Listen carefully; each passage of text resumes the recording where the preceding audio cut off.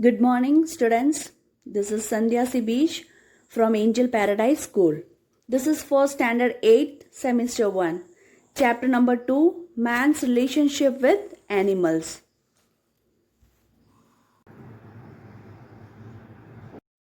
Before going to start our chapter, I will give a small description about a man's relationship with animals.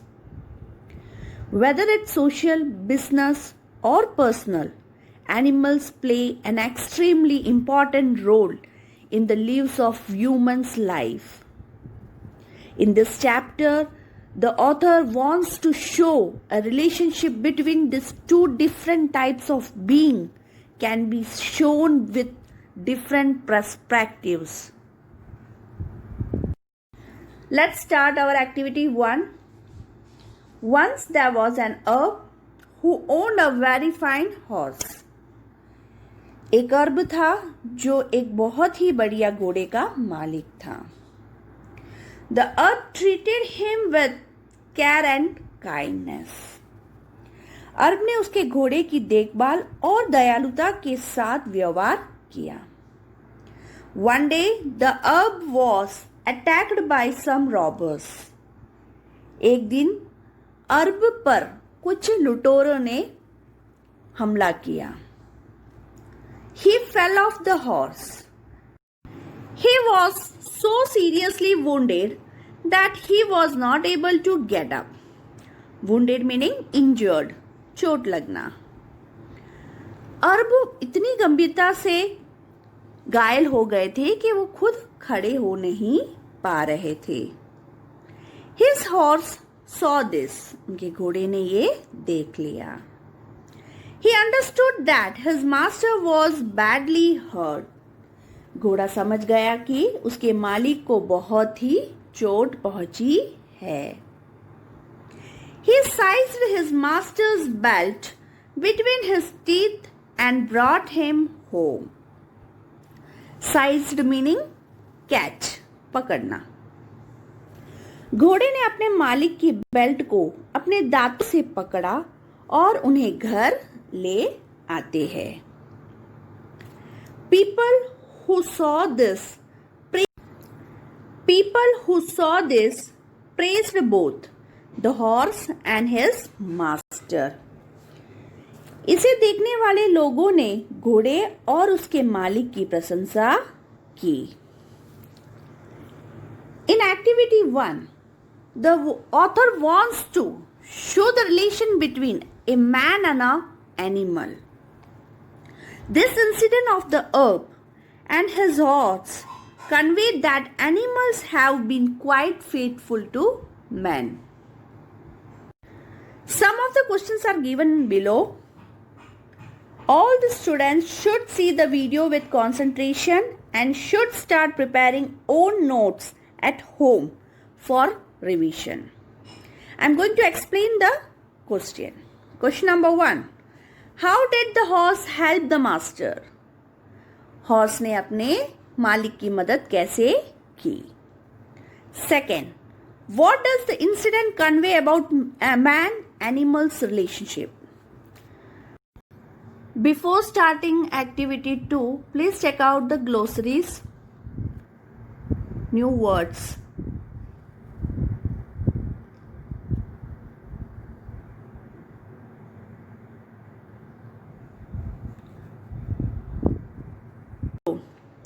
In this chapter, the author wants to show us a great bond between man and animal. In this story, Pierre Dupin, a wagon driver, gets a new white horse to pull his wagon from the milk company. So, let us start our chapter, A Secret for Two. दो के लिए एक रहस्य.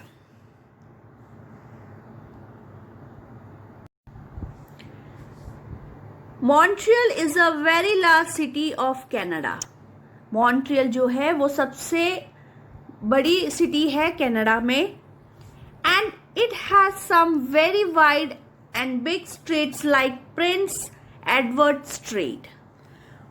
वहां पे Prince Edward street नाम का एक स्ट्रीट है जो बहुत ही मशहूर माना जाता है. No one knew this street as well as did the Pierre Dubin. इस गली को कोई नहीं जानता था जितना पियर डुबिन को पता था. Pierre had delivered milk to the family on this street for 30 years. Pierre ने 30 साल तक इस स्ट्रीट में रहने वाले परिवारों को दूध पहुंचाया था. He was one of the many milk wagon drivers that worked for a milk company. He was one of the many milk wagon drivers that worked for a milk company. Wagon means a vehicle used for transporting goods. वह कई दूध wagon ड्राइवरों में से एक था जो दूध कंपनी के लिए काम करता था. During the past 15 years, the horse which drew the milk wagon used by Pierre was a large white horse named Joseph. पिछले 15 सालों से पियर डुबिन जो हॉर्स को यूज कर रहा था अपने मिल्क वैगन के लिए, वो घोड़े का नाम जोसेफ था. When the big white horse first came to the milk company, he didn't have a name. जब ये बड़ा सा जो घोड़ा है, सफेद घोड़ा, मिल्क कंपनी में आया था तब उसका नाम नहीं था. They told Pierre that he could use the white horse. Milk company वालों ने पियर को कहा, इस घोड़े का उपयोग तुम कर सकते हो. Pierre stroked the horse's neck and looked into his eyes. Stroked means patted, थपथपाना. पियर ने घोड़े के गर्दन पे धीरे से थपथपाया और उसकी आंखों में देखने लगे. This is a nice horse, a kind and gentle one, said Pierre. वह एक अच्छा घोड़ा है, एक दयालु और कोमल भी है. I will name him after Saint Joseph, who was also very kind and gentle. पियर डुबिन ने कहा, ये एक दयालु और कोमल घोड़ा है, इसीलिए मैं इसका नाम सेंट जोसेफ रखूंगा, क्योंकि सेंट जोसेफ एक अच्छे इंसान थे जो दयालु थे. Within a year, जो the milk route as well as Pierre did. एक साल के भीतर ही जोसेफ और पियर को दूध ले जाने का जो रास्ता था वो मालूम हो गया था. Pierre used to say that he didn't need reins, he never touched them. Reins यानी a long narrow strap attached at one end to a horse bit. पियर डुबिन कहते हैं कि उनको कभी भी रिंस में टच करने की जरूरत नहीं पड़ी. Each morning, Pierre arrived at the stables of the milk company at 5 o'clock. Stable means a building set apart for keeping horses.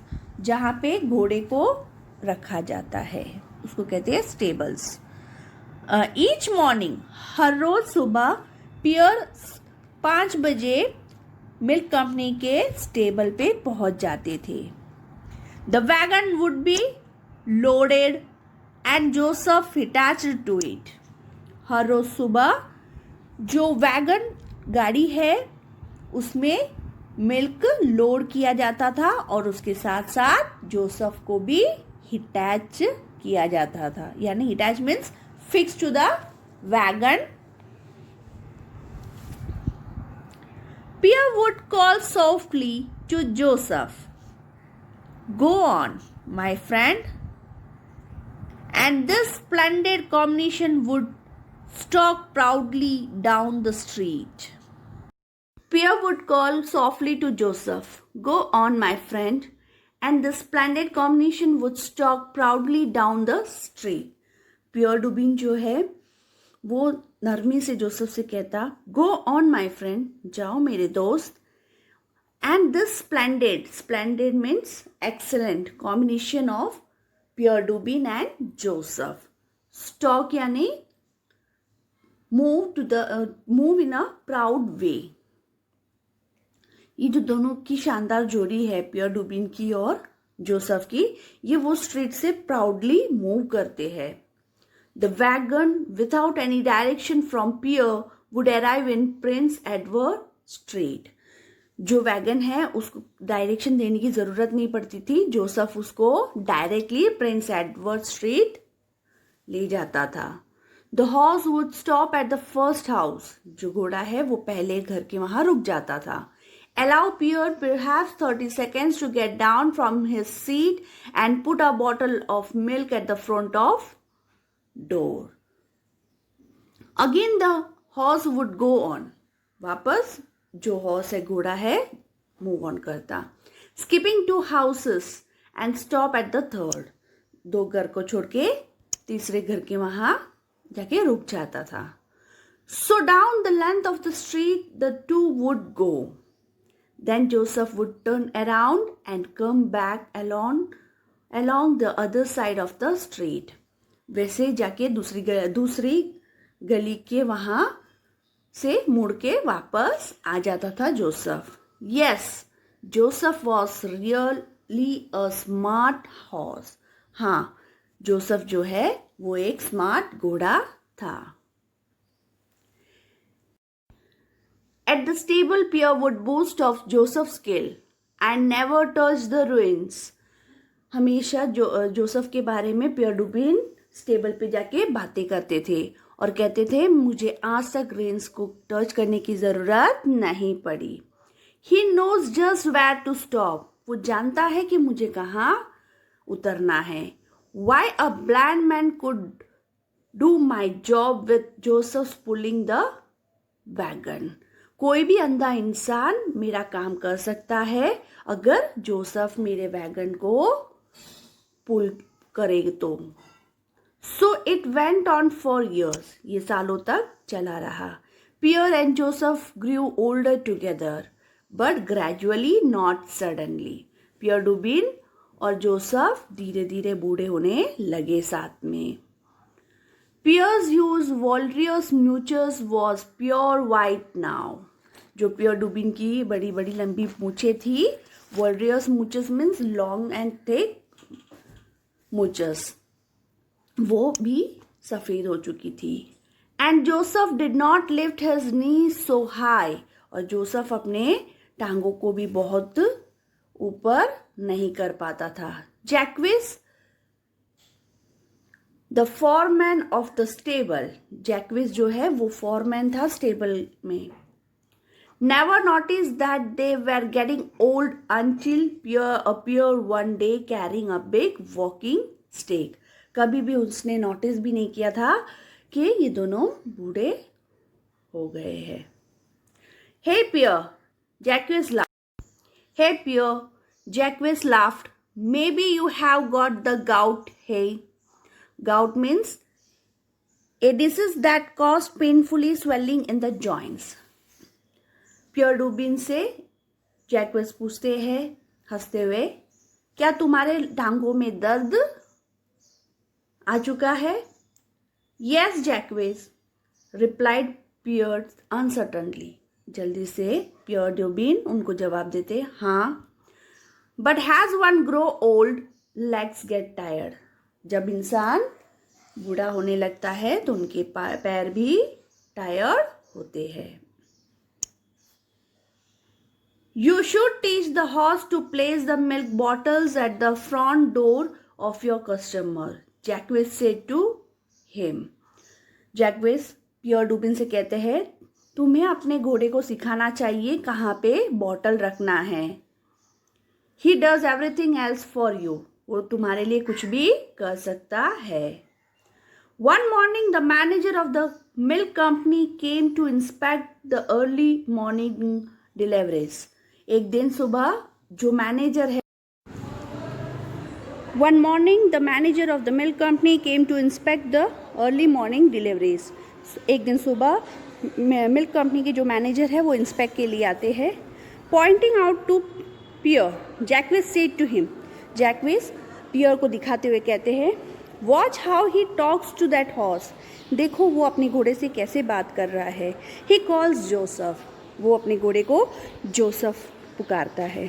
C the look in the horse eye, वो घोड़े की आंखों में देखो। I think this two shares a secret, मुझे लगता है कि ये दोनों कुछ रहस्य शेयर कर रहे हैं। Sometimes they seems to chuckle at hers, कभी कभी ऐसा लगता है कि हम पर वो हंस रहे हैं। Chuckle means to laugh quietly. Has they go off on their route in the morning. Pierre is a good man, Pierre Dubin एक अच्छा इंसान है। But he is getting old, पर वो बूढ़ा हो रहा है। Don't you think he should be retired and give a small pension, क्या आपको नहीं लगता है अब उसको रिटायरमेंट दे देना चाहिए? Of course said the manager, he has been on this route now for 30 years and not even once has there been a complain against him. हाँ, वो हमारे लिए, हमारी मिल्क कंपनी के लिए 30 साल से काम कर रहे हैं और आज तक उनके लिए कोई कंप्लेंट्स भी नहीं आया है। Tell him it is time he should rest, उनसे कहिए अब उनको रेस्ट करना चाहिए। His salary will go on just the same, उनकी जो सैलरी है वैसी की तरह ही मिलता रहेगा। But Pierre refuse to retire, पर पियर डुबिन मना करते हैं। He could not bear the thought of not driving his Joseph every day, वो सोच भी नहीं सकते हैं। He said to Jacques, we are two old men, Joseph and I. पियर डुबिन कहते हैं जैक्विस से, मैं और जोसेफ हम दोनों बूढ़े इंसान हैं। Let us wear out together, इसलिए हम दोनों साथ में ही रिटायरमेंट लेंगे। When Joseph is ready to retire, then I too will leave. जब जोसेफ रिटायरमेंट के लिए रेडी हो जाएगा उस दिन मैं और जोसेफ रिटायरमेंट ले लेंगे। Jacques who was a kind man understood, Jacques जो एक अच्छा इंसान था वो समझ गया। There was something about Pierre and Joseph which made a man smile tenderly, tenderly means softly. जो जैक्विस है वो समझ चुका था कि दोनों में कुछ तो है जो वो शेयर कर रहे हैं। It was has though each drew some hidden strength from the others, दूसरों से कुछ ना कुछ तो ये दोनों छुपा रहे हैं। When Pierre was sitting in his seat and when Joseph was attached to the wagon neither seemed old, जब पियर डुबिन अपने सीट पे बैठते हैं और अटैच किया जाता है जोसेफ को वैगन में, तो वो ऐसा नहीं लगता है कि वो कुछ नए हैं। But when they finished their work, Pierre would limp down the street. Limp down means walk in a difficulty way, यानी चलने में दिक्कत होना। जब वो अपने वर्क फिनिश करके आते हैं तो पियर डुबिन बहुत ही थक जाते थे। Seems very old indeed. The horse head would also drop. जो घोड़ा है वो भी अपने सिर को झुका लेता था। And he would walk very wearily to his stall, वो अपने स्टेबल में भी जाके खड़ा हो जाता था। Then one morning Jacques had a dreadful news for Pierre, एक दिन सुबह जैक्विस पियर डुबिन को बैड न्यूज़ सुनाते हैं। He said Pierre Joseph did not wake this morning, Jacques Pierre Dubin को कहते हैं आज सुबह जोसेफ नहीं उठा। ही वॉज वेरी ओल्ड, वो बहुत बूढ़ा हो चुका है। Pierre you know he was 25 and that is like 75 for a man. तुम जानते हो कि वो 25 साल का हो चुका है, उसके 25 साल का होना और एक 75 के इंसान की तरह है। यस, पियर सेड स्लोली, हाँ मुझे पता है। आई एम 75, मैं 75 का हूँ। Now I shell never see him again, my poor Joseph, मैं अब कभी भी अपने जोसेफ को नहीं देख पाऊँगा। Jacques patted Pierre's on the shoulder, Jacques Pierre के कंधों पे थपथपाता है। We will find another horse just as good as Joseph, हम दूसरे घोड़े को ले लेंगे जो कि जोसेफ की तरह अच्छा होगा। Why in a months time you will teach him your routes, we will, तुम 1 महीने के अंदर ही उसको भी रूट्स समझा दोगे। But he stopped when he looked into Pierre's eye, ये कहते हुए वो अचानक से पियर डूबिन की आंखों में देखते हैं। For years, Pierre had worn a heavy cap, the peak of which came low over his eyes. कुछ सालों से पियर डूबिन एक कैप पहनते थे जिसकी वजह से किसी को भी उनकी आंखें दिखाई नहीं देती थी। Now when Jacques looked into Pierre's eyes, he saw something which startled him. Startled यानी to surprise suddenly in a shocking way. जब जैक्विस ने पियर डूबिन की आंखों में देखा तो वो अचानक से चौंक गए। He saw a dead, lifeless look in them. उनको ऐसा लगा कि उसकी आंखें lifeless हो। The eyes were mirroring the grief that was in Pierre's heart and in his soul. यानी जोसेफ के मरने की वजह से उनको एक सदमा पहुंच गया हो ऐसा लग रहा था। It was as though his heart and soul had died. ऐसा लग रहा था कि उनका भी हार्ट और सोल मर चुका है। Take today off Pierre, Jacques said, Jacques Pierre Dubin से कहते हैं आज छुट्टी ले लीजिए। But before Jacques could complete his sentence, Pierre was already limping down the street. Limping down means to walk difficulty. जैक्विस Pierre Dubin से कहने से पहले ही चले जाते हैं। Tears were streaming down his cheeks and he was sobbing. Sobbing means crying loudly. पियर डूबिन की आंखों में से आंसू गिरते हैं और वो जोर जोर से रोने लगते हैं। There was a warning yell from the driver of a huge truck that was coming fast. सामने से एक ट्रक आता है और वो बहुत जोर जोर से ऑन बजाते हैं। And there was the screaming of brakes. वो ब्रेक मारने की भी कोशिश करते हैं। But it appears that Pierre had heard neither. ऐसा लग रहा था कि पियर को वो सुनाई नहीं दे रहा है। 5 minutes later, an ambulance doctor said he died. 5 minute के बाद जो एम्बुलेंस के डॉक्टर है वो कहते हैं कि वो मर चुके हैं। Jacques and several of the milk wagon drivers had arrived by then. जैक्विस और वहाँ पे जो काम करते हैं मिल्क कंपनी के वो लोग सब वहाँ पहुँच जाते हैं। They looked down at the still figure. सब पियर डूबिन के बॉडी को देखते हैं। I could not help it. The driver of the truck protested. Protested means opposed. जो ट्रक ड्राइवर है वो कहते हैं मैंने बहुत कोशिश की उनको बचाने की पर नहीं बचा पाया। He walked right into my truck. वो सामने से ही चलते हुए मेरे ट्रक के सामने आ गए। He never saw it, I guess. मुझे लगता है कि उन्होंने मेरा ट्रक नहीं देखा। He walked into it as though he were blind. ऐसा लग रहा था कि वो एक अंधे इंसान है। The ambulance doctor bent down, blind, he said, looking into Pierre's eyes. जो एम्बुलेंस के डॉक्टर है वो बैठ जाते हैं और कहते हैं ब्लाइंड, हाँ अंधे। Of course, the man was blind. हाँ ये एक अंधे इंसान थे। See though cataracts. Cataracts means a medical condition in which the lens of eyes became opaque. This man has been blind for 5 years. ये इंसान 5 सालों से अंधा है। Then he turned to Jacques and said, "You say he worked for you. Didn't you know he was blind, और जो doctor है ambulance के वो टर्न होके जैक्विस से पूछते हैं, तुमने तो कहा था कि ये इंसान तुम्हारे लिए काम करता है, क्या आपको पता नहीं था कि ये ब्लाइंड है? नो नो, जैक्विस सेड सॉफ्टली, नहीं नहीं, नहीं पता था। नन ऑफ हस न्यू, हमें किसी को नहीं पता था। There was only one who knew, a friend of his named Joseph, सिर्फ एक ही को पता था, वो था Joseph. It was a secret, I think just between those two, यही वह रहस्य था जो वो दोनों अकेले ही जानते थे।